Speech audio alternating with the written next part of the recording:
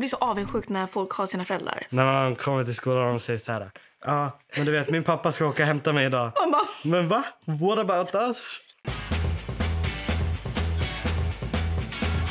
Hej, jag heter Fatou. Jag heter Alex. Och vi ska svara på era frågor hur det är att bo i ett familjehem. Hur gammal var du när du kom dit?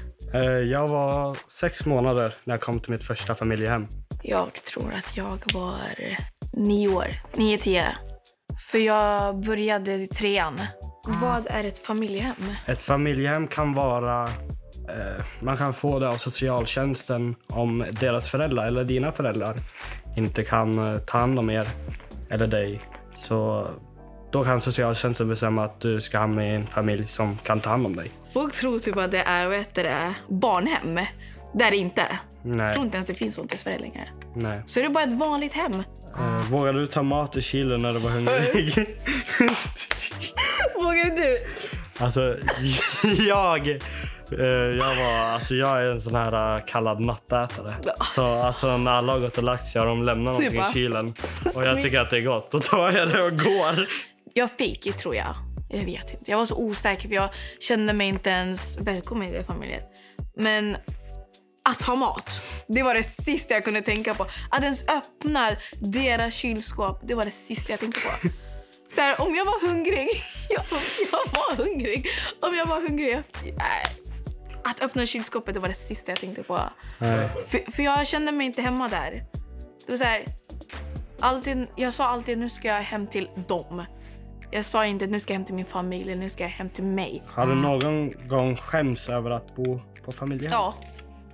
Det är så här, sorry, jag är mörkhyad som ni ser. Och jag bodde med vita människor. Och det var så här, jag tänkte jättemycket på hur jag såg ut.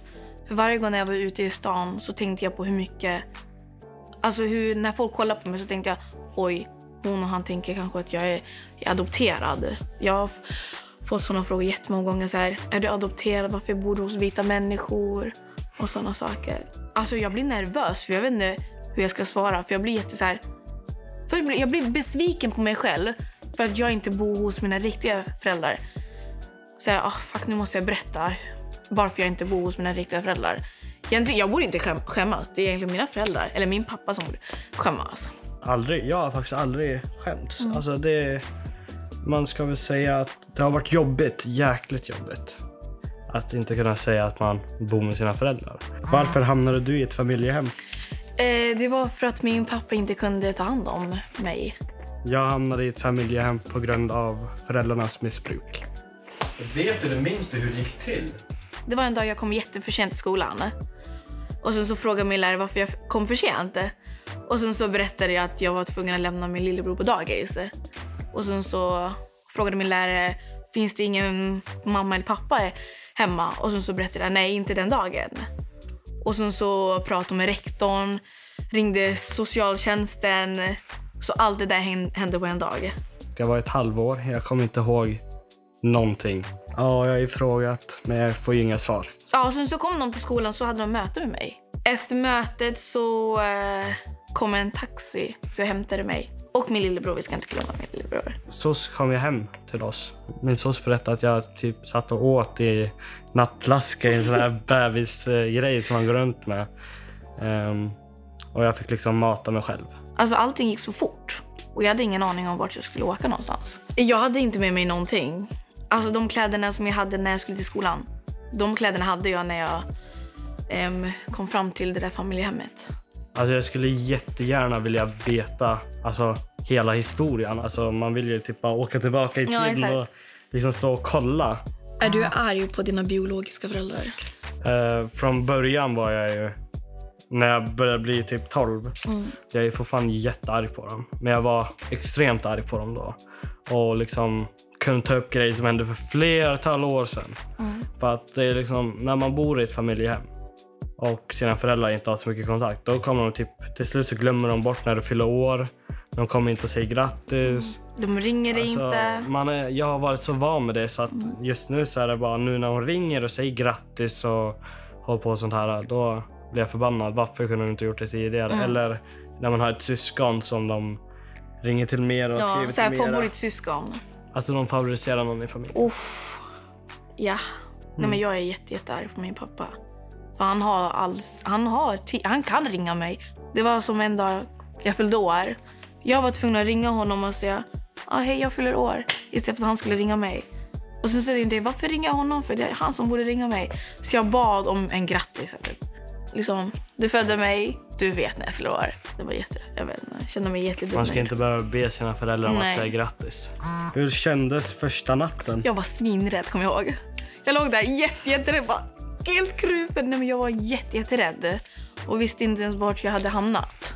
Men jag är en sån social människa, så det är så här, jag sprider så mycket glädje så man vet inte att jag var jätterädd i natten. Ja, jag har ju flyttat runt till 13 olika familjehem och ett HVB. Jag kan ju säga att jag var ju rädd för dessa gånger, för att man vet ju aldrig vart man har hamnat och vad för sorts familjehem det är. Ja. För det finns ju många olika. Hoppades du på att bli adopterad någon gång? Jag har faktiskt tänkt på den här frågan väldigt mycket. Man hoppas ju självklart att man blir adopterad så man kommer till en familj där man får stanna. Alltså det är väldigt jobbigt att bara flytta runt hela tiden. För mig det här med att adoptera blir så här...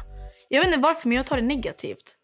Så nu ska jag bo hos föräldrar som inte är mina föräldrar. Varför är de inte mina föräldrar? Jo, för mina föräldrar inte kan ta hand om mig. Pratar du med dina vänner om att du bodde på ett familjehem? Om folk inte frågar, då berättar jag inte.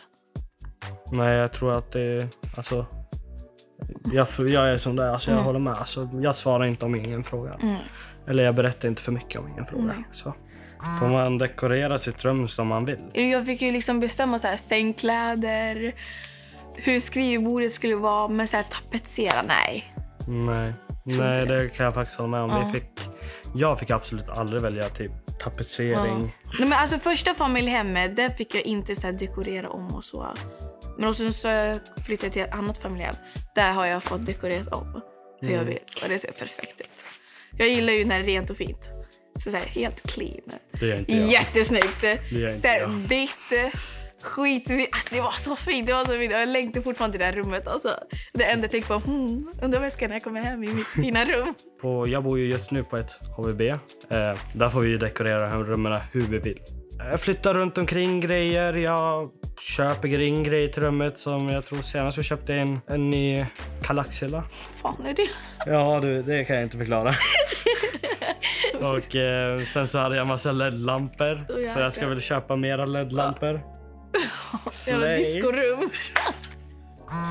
Har du känt dig utanför i jämförelse med familjens egna barn? Första familjehemmet, då var det så här... Jag kunde inte så här krama på så sätt som det andra barnet kunde krama den där mamman. Jag kände om jag kramade... Nej, jag fick inte samma feeling. På ett annat familjehem, där kände jag mig verkligen älskad. Så när mamman kramade mig, då kände jag verkligen hennes kärlek. Vissa familjehem gör sitt jobb bara för pengarnas skull. Det är liksom... Det är liksom alltså straight to the point. Det är det man kan märka av. Om en familjehem bara gör det för pengar eller om de gör det för att verkligen få barn någonstans. Och vissa familjehem gör det för pengar och skuggar saker för socialtjänsten. De kan ljuga för socialtjänsten hur barnet mår bara absolut, för att få pengar. Herregud. För jag har ju bott på ett familjehem där jag hade ingen telefon. Så när jag ville ringa socialtjänsten... Alltså, inte jag heller. När jag ville ringa socialtjänsten så var det bara så här att jag behövde säga att jag vill ringa socialtjänsten. Då frågar han alltid mig varför. Och den frågan ska man inte få. Man ska... Det ska man självklart grejer. Det ska man självklart. Om jag vill ringa, då ska jag få ringa. Hellre bo hos min pappa än bo på ett sånt familjehem. För han brydde sig ju inte. På det här familjehemmet, alltså så här... De så här hackade på mig hela tiden. Allt jag gjorde var fel. Hur jag klädde mig, hur jag åt. Alltså nej, men på riktigt, allt var fel. När jag kom ut så fick jag ju liksom inte ha kläder som var av ett motsatta kön. För det var fel. Jag blev alltid kallad. Oftast blev jag kallad för tjock. Jag blev kallad för... Så här pika på allting. Ja, alltså om jag hade för korta kläder så sa han till. Och jag älskar ju när jag var yngre att klippa kläder. Ja. Det är alltså... Det var så roligt. Och till slut så bara fick jag inte köpa kläder på nästan 2 år. Har du kontakt med din biologiska familj? Just nu så har jag bara kontakt med min mamma. Vi ringer, vi träffas. Jag har kontakt med min pappa, men jag tror Eller jag vet att jag har mer kontakt med min första familjehem. För att han är ju som pappa till mig. Han är... Ja, det är pappa. Jag har kontakt med min mamma och hon bor i Gambia. Hon har kontakt med hela tiden. Hon ringer mig hela tiden så jag måste liksom ha kontakt med henne. Och min pappa, jag har inte så bra kontakt med honom. Alltså enda gången jag ringer honom det är typ när mamma vill bara nu måste du ringa din pappa då. Jag bara nej. Så är det ändå. Bara för liksom hennes skull. Men jag och min pappa det är som en främling. Alltså den här konversationen som du och jag har. Jag har aldrig haft det med honom. Men sist jag pratade med honom då frågade jag hur han mådde. Och sen blev det jättetyst. Och sen så märkte jag okej, han var inte intresserad av att prata med mig. Fan vad dum jag kände mig som ringde honom. När man märker att sina föräldrar eller sina riktiga föräldrar är helt ointresserade. Helt ointresserade. Då vill man inte ens försöka ta kontakt med dem. För man blir så avundsjuk när folk har sina föräldrar. Ja, exakt. Eller så jag blir så arg när folk snacka om sina föräldrar. Bara, fuck min förälder. Man bara, jag har inte ens en pappa. När man kommer till skolan och säger så här. Men du vet, min pappa ska åka och hämta mig idag. Bara, men va? What about us? Den värsta och bästa upplevelsen av att bo i familjehem. Bästa var att de lyssnade på mig. Och när jag berättade alltså mina upplevelser så lyssnade de på mig. Jag blev jätteglad. Så satt jag som liten så här Astrid Lindgren och bara berättade min historia så lyssnade de. Jag blev jätteglad. Och min värsta var det hur de behandlade mig och min lillebror. Nej, men det var till exempel när min lillebror, han var ju ganska stökig av sig. Som vi ser att han så här sköt in en liten bil i vägg och den gick sönder. Då blev de arga på det. Alltså det var bara en liten bil. Och sen så blev de arga på det. Det kände jag. Varför? För liksom när han blev ledsen, när min lillebror blev ledsen, då blev jag ledsen. Sen när han började gråta då kände jag, fuck, nu fick jag hans sorg och så började jag gråta. Vad var frågan nu igen? Nej, men det var det bästa och det värsta. Ja, det värsta och bästa är väl att jag kommer så långt. Alltså, det är det bästa. Det värsta är väl att jag är fortfarande irriterad för att de sätter fel folk på jobbet. För jag så här, blir behandlad på dåligt sätt. Ja, för en av familjehemmet där så här, SOS kommer ju liksom och hälsade på. Så här checkade av, har barnen bra, ser deras rum ut och så. Och så slutade de göra det. Så de visste liksom inte, de trodde att jag och min lillebror hade det bra, men det hade vi inte. Jag bor själv i familjehem /jourhem och är inte 100% trygg. Borde jag be om att byta? Du borde ringa till SOS. Om du inte har telefon, fråga dina kompisar, alltså ring så fort som möjligt.